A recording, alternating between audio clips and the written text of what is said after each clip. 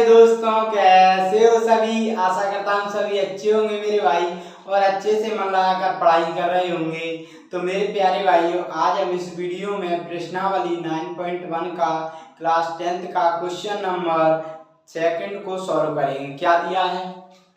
आंधी आने से पेड़ टूट जाता है और टूटा हुआ भाग इस तरह मुड़ जाता है कि पेड़ का शिखर जमीन को छूने लगता है और इसके साथ 30 डिग्री का कोण बनाता है। पेड़ के पाद बिंदु की दूरी जहाँ पेड़ का शिखर जमीन को छूता है 8 मीटर है। पेड़ की ऊंचाई ज्ञात कीजिए। तो मेरे भाइयों, हम मान लेते हैं कि पेड़ की ऊंचाई है जो पेड़ की ऊंचाई है AC मान लो, ठीक है। और फिर क्या कह रहा है? टूटा हुआ भाग, टूटे हुए भाग को मान लो कि टूटा हुआ भाग B है। समझ में आया? फिर क्या कह रहा है? और टूटा हुआ भाग इस तरह मुड़ जाता है कि पेड़ का शिखर है, टूटे हुए भाग का जो पेड़ का शिखर है वो जमीन को छूने लगता है टूटे हुए भाग का। और ये मेरे भाइयों क्या बनाता है? 30 डिग्री का कोण बनाता है। ये 30 डिग्री का कोण बनाता है, ठीक है। इसको नाम दे देता हूं बिंदु को D। अब समझ में आया? कोण बनाता है। पेड़ के पाद बिंदु की दूरी जहां पेड़ का शिखर जमीन को छूता है कितनी है? 8 मीटर है ये दूरी। अब हमें निकालना क्या है? हमें निकालना मेरे भाई ऊंचाई AC निकालनी है, ठीक है। तो यहाँ लिखो हल। AC ये चित्र बना लिया। अब यहाँ पर AC निकालनी है मेरे भाइयों। तो AC निकालोगे तो AC के लिए क्या करना होगा? ऊंचाई के लिए मेरे भाइयों हमें BC और BD निकालनी होगी। दोनों मतलब इनको जोड़ना होगा, तब हमारी क्या निकलेगी मेरे भाइयों? टोटल ऊंचाई निकलेगी पेड़ की। BD ये क्या है? ये टूटा हुआ भाग है यहाँ से पेड़ का, तो ये BD निकालनी होगी। और ये BC क्या है? ये भी टूटा हुआ है। दोनों निकालने हो तभी तो हम AC टोटल ऊंचाई निकाल पाएंगे।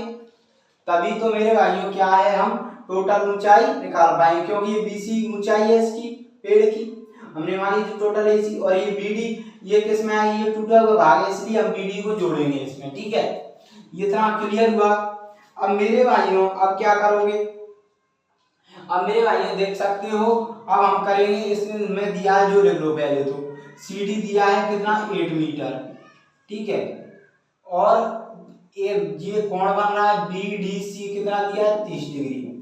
अब मेरे भाई आपको दिख रहा होगा ये समकोण त्रिभुज बन रहा है। समकोण त्रिभुज बन रहा है ना, 90 डिग्री का होता है, तो ये लंब बन रहा है, तो ये समकोण त्रिभुज तो बन रहा है। तो मेरे भाई आप जानते हो जब समकोण त्रिभुज हम निकालते हैं, क्लास चैप्टर 8 मैंने पढ़ाया है, तो उसमें क्या करते हैं? जब हमें लंब या हमें क्या निकालना है? ये लंब निकालना है। इसमें BC और CD मतलब इसमें लंब निकालना है, ये कर्ण निकालना है।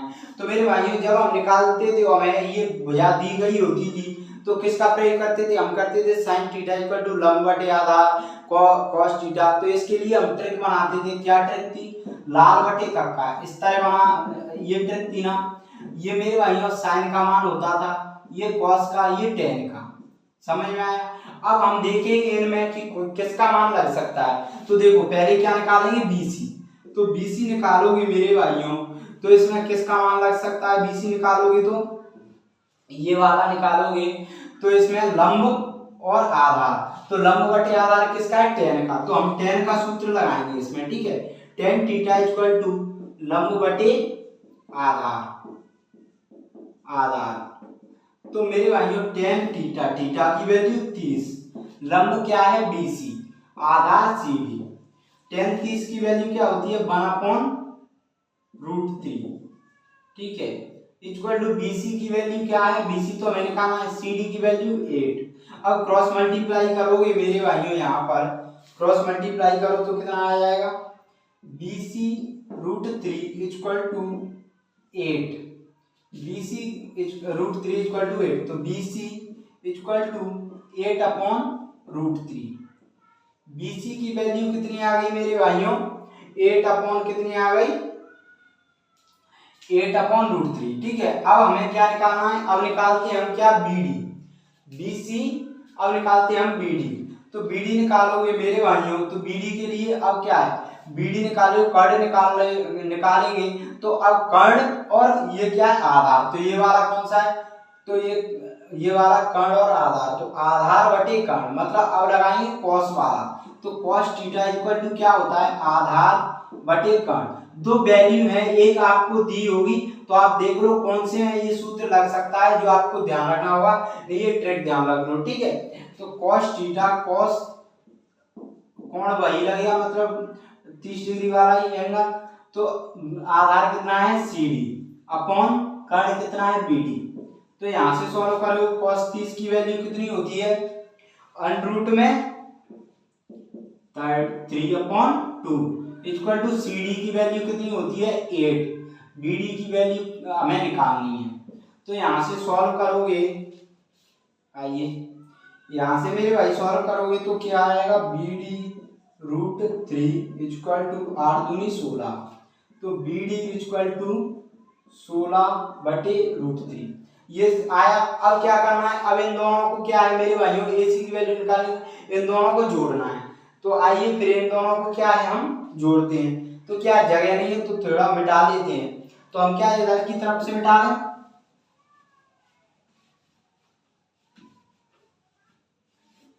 अब मेरे भाइयों जैसा कि मैंने मिटा लिया, अब यहाँ पर वैल्यूज रखो, BC क्या है, BC की वैल्यू क्या आई थी मेरे भाइयों, यहाँ पर हमें 8/√3 प्लस 16/√3, ठीक है।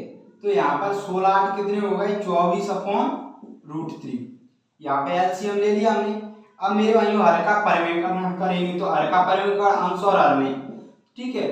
तो अब कितना आ जाएगा, 24√3/√3 इंटू √3 कितना आ जाएगा 3, तो 8 कितने हो गए 24।